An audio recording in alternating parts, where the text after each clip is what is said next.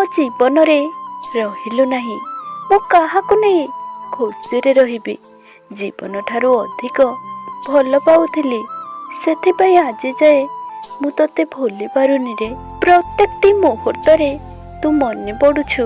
ଯେତେବେଳେ ବି ଭଗବାନଙ୍କୁ ମୁଁ ମରଣ ମାଗୁଛି, ଭଗବାନ କହୁଛନ୍ତି ତୁ ଆଉ ଟିକେ କଷ୍ଟ ପା। ଯେତେବେଳେ ଜନ୍ମ ବିନା କଷ୍ଟରେ ମିଳୁନି, ତ ତତେ କେମିତି ମରଣ ବିନା କଷ୍ଟରେ ଦେଇଦେବି?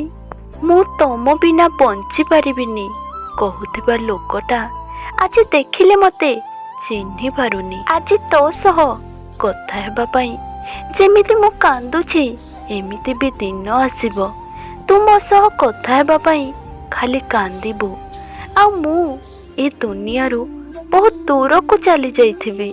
କେବେ କାହାକୁ ଧୋକା ଦେବନି, ନହେଲେ ଶାନ୍ତିରେ କେବେ ବି ରହିପାରିବନି।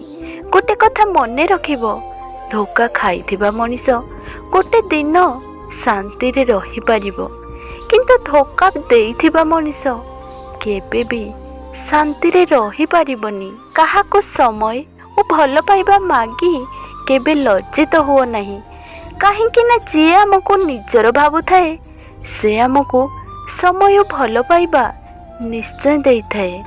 ଭାରି କଷ୍ଟ ଲାଗେ ଯେତେବେଳେ ନିଜ ମନର ମଣିଷ ଆମକୁ ଧୋକା ଦେଇ ଆମ ଆଖି ଆଗରେ ଆଉ କାହା ହାତ ଧରି ଚାଲୁଥାଏ।